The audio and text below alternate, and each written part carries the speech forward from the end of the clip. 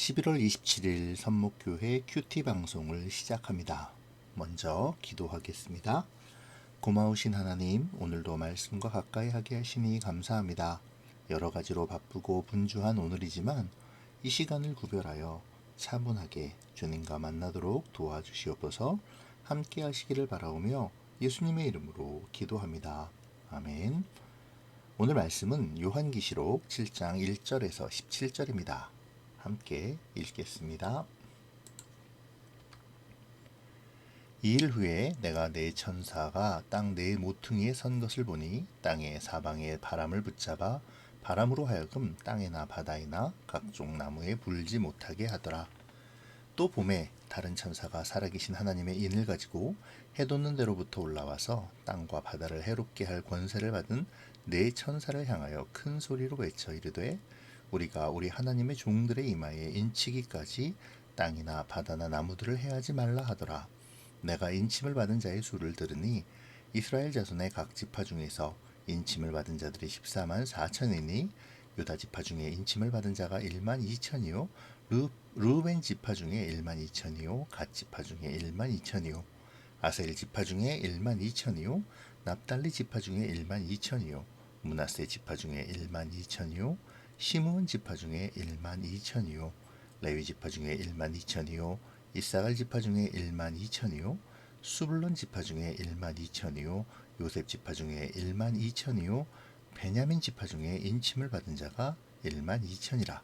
이일 후에 내가 보니 각 나라와 족속과 백성과 방언에서 아무도 능히 셀 수 없는 큰 무리가 나와 흰 옷을 입고 손에 종려 가지를 들고 보좌 앞과 어린 양 앞에 서서 큰 소리로 외쳐 이르되 구원하심이 보좌에 앉으신 우리 하나님과 어린 양에게 있도다 하니 모든 천사가 보좌와 장로들과 네 생물의 주위에 서 있다가 보좌 앞에 엎드려 얼굴을 대고 하나님께 경배하여 이르되 아멘. 찬송과 영광과 지혜와 감사와 존귀와 권능과 힘이 우리 하나님께 세세토록 있을지어다. 아멘 하더라. 장로 중 하나가 응답하여 나에게 이르되 이 흰옷 입은 자들이 누구며 또 어디서 왔느냐? 내가 말하기를 내 주여 당신이 아시나이다 하니 그가 나에게 이르되 이는 큰 환란에서 나오는 자들인데 어린 양의 피에 그 옷을 씻어 희게 하였느니라. 그러므로 그들이 하나님의 보좌 앞에 있고 또 그의 성전에서 밤낮 하나님을 섬기매 보좌에 앉으시니가 그들 위에 장막을 치시리니 그들이 다시는 줄이지도 아니하며 목마르지도 아니하고 해나 아무 뜨거운 기운에 상하지도 아니하리니 이는 보좌 가운데에 계신 어린 양이 그들의 목자가 되사 생명수 샘으로 인도하시고 하나님께서 그들의 눈에서 모든 눈물을 씻어주실 것임이라. 아멘. 7장은 6장과 8장 사이에 6장과 8장 사이에서 6장의 긴장을 조금 풀어주려는 듯 보입니다. 마치 극적인 전개를 위해 긴장을 고조시킨 다음 막간극으로 그 긴장을 풀어주는 것과도 같죠. 마지막 일곱째 인이 개봉되기 전에 이러한 막간극과도 같은 이야기가 등장하는 이유는 무서운 재앙에도 불구하고 성도들이 구원의 인을 받음으로 안전하게 될 것임을 확인시키기 위해서입니다. 어제 묵상에서 우리는 여섯째 봉인이 떼어짐으로 말미암아 큰 진노의 날이 이르는 것을 보았죠. 그 진노는 1차적으로 땅의 임금들과 왕족들과 장군들과 부자들과 강한 자들을 향한 것이었지만 또한 모든 종과 자유인 역시 그 진노를 피할 수는 없는 것입니다. 모든 종과 자유인들 역시 세상의 악한 자들과 함께 있기에 하나님의 심판의 진노 아래 놓이게 된 것이죠. 하지만 하나님은 그럼에도 자기 백성들에게 나는 진노의 재앙을 내릴 것이니까 너희는 알아서 잘 피하거나 감당하여라 라고 하시는 분은 아니십니다. 오늘 본문이 일곱째 인이 떼어지기 전에 막간극과도 같이 삽입되는 이유가 바로 여기에 있는 것이죠. 하나님은 온 세상과 우주가 재앙에 휩싸이는 종말의 때를 당하여도 자기 백성들의 구원을 지키시는 분이십니다. 그 사랑과 은혜를 밝히고 소망을 주기 위해 오늘의 본문의 이야기가 기록되어 있는 것이죠. 여섯 번째 봉인이 떼어지고 마지막 일곱 번째 봉인이 떼어지기 직전에 하나님은 네 천사를 통해 땅의 네 모퉁이에 서서 사방의 바람을 붙잡게 하십니다. 여기서 땅의 네 모퉁이란 모든 땅, 곧 이 세상을 의미하죠. 또한 바람은 하나님의 진노의 심판을 상징합니다. 네 천사가 바람을 붙잡아 두고 있는 상황에서 다른 한 천사가 하나님의 도장을 가지고 동짝으로부터 나와 네 천사에게 하나님의 종들의 이마에 인치기까지 땅이나 바다나 나무들, 그러니까 세상을 해치지 말라고 외치죠. 이는 하나님의 사랑과 은혜를 잘 나타내 주는 것입니다. 세상에 하나님의 진노가 실현되어 심판의 그날이 온다 할지라도 하나님이 사랑하시는 그 종들, 곧 하나님의 백성들은 그 진노를 피할 수 있도록 은혜를 베풀어 주신다는 것이죠. 절망의 어두움에 있다 하더라도 우리가 소망을 가져야 할 이유이기도 합니다. 요한은 이제 인침을 받은 14만 4천 명의 이스라엘 자손들을 열거하는데요. 여기에 언급되는 지파들은 창세기나 에스겔서와는 달리 언급되고 있음을 발견하게 됩니다. 이러한 점을 근거로 많은 이단들이 저마다 해석을 부여하며 우리를 미혹하고는 하는데요. 우리는 미혹되지 말고 오직 말씀만을 묵상하며 이겨내야 하는 것이죠. 사실 여기에서 구원받은 14만 4천 명을 이야기함에 있어서 어느 지파가 들어있고 어느 지파가 빠졌으며 어느 지파가 우선이 된다는 것은 그렇게 중요한 것이 아닙니다. 중요한 것은 하나님께서 하나님의 백성들을 잊지 않고 있다는 것이죠.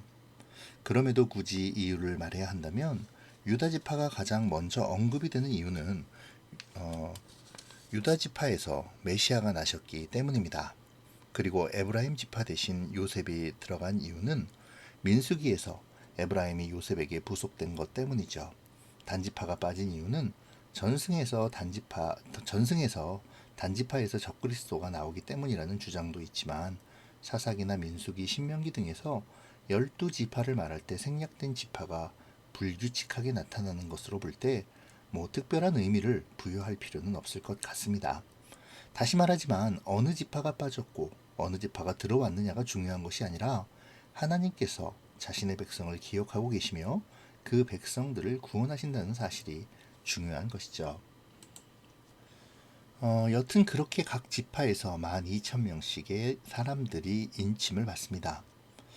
여기서 우리가 또 생각해 보아야 할 부분이 있죠. 이단들이 말하는 12,000명과 14만 4천 명의 비밀 말입니다. 이단들은 이 숫자를 강조하며 자신들이 구원의 인침을 받은 특별하게 택함받은 존재들이라고 말하는데요. 한마디로 말하면 뻥치시네입니다. 한 지파의 12,000명이라는 숫자는 그 지파에서 12,000명이 구원받는다 라는 의미만은 아닙니다. 먼저 12는 구약에서 12지파 그리고 신약에서 12사도로 나타나는 하나님의 택한 백성들을 의미하죠. 이미 24장로에 대한 설명에서 구약의 12지파와 신약의 12사도가 모두 하나님의 백성으로서 완전한 교회를 상징한다고 말씀드린 바 있죠. 이 12에 1000을 곱하면 12,000이 되는데요. 왜 1000을 곱하냐 하면 이 1000이라는 숫자는 히브리인의 관념의 최다수이기 때문입니다. 이러한 사실을 성경에서도 볼 수 있는데요. 시편 90편 4절에서 시인은 주의 목전에는 1000년이 지나간 어제 같으며 밤의 한순간 같을 뿐이니이다 라고 고백하죠. 이는 1000년이라는 긴 시간이 하루와 같다는 의미인 것입니다. 이러한 의미는 베드로후서 3장 8절에서 주께는 하루가 1000년 같고 1000년이 하루 같다라는 언급에서도 잘 나타나고 있죠. 그러니까 1000년이 하루 같다라는 표현은 아주 긴 영혼의 시간이 하루와 같이 하나님은 시 공간을 초월하시는 분이라는 의미입니다. 또한 출애굽기 34장 7절에서는 주의 인자를 1000대까지 베풀어 주신다고 말씀하시기도 하죠. 여튼 이렇게 1000이라는 숫자는 당시의 히브리 관념에서 볼 때 가장 큰 혹은 가장 긴 시간을 의미합니다. 그러니까 12,000이라는 숫자는 하나님의 택하신 백성의 숫자인 12에 히브리 관념의 최다수 1000을 곱한 숫자로 하나님의 택한 백성 모두를 가리키는 것이죠. 그리고 이 12,000을 다시 12지파로 연결해서 하나님의 택한 백성의 숫자인 12를 곱해서 나온 수가 14만 4천 명이고요. 그러니까 결국 이 14만 4천 명이라는 것은 어느 특정한 집단을 의미하는 것이 아니라 구원받은 하나님의 인침을 받은 모든 하나님의 백성 전체를 나타내며 강조하는 것입니다. 어떤 한 교주를 따라 구원받은 사람들을 의미하는 것이 아니라는 말이죠. 14만 4천의 의미가 잘 나타나는 것이 이어지는 구절에서의 큰 무리들입니다. 각 나라와 족속과 백성과 방언에서 나온 아무도 능히 셀 수 없는 큰 무리. 이들은 14만 4천 명과 같은 의미이죠. 우리는 오늘 7장의 말씀의 흐름을 통해 하나님께서 아브라함에게 약속하신 언약이 성취되고 있음을 바라볼 수 있습니다. 하나님은 자기 백성 이스라엘을 여전히 사랑하시고 보호하실 뿐 아니라 수많은 이방 민족을 구원하시고 자기 백성으로 삼으셨습니다. 14만 4천 명이 지상에서 아직도 진리의 전투를 싸우고 있는 지상의 교회라면 구원받은 나라와 족속과 백성과 방언들은 이미 승리한 천상의 교회이자 완전한 교회로 지상의 교회의 미래라고 할 수 있습니다.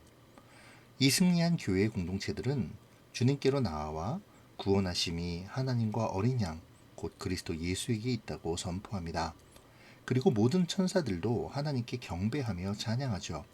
오직 구원은 우리 주 하나님과 십자가에서 대속의 죽음을 통해 우리의 죄를 사하여 주신 그리스도 예수에게만 있음이 선포됩니다.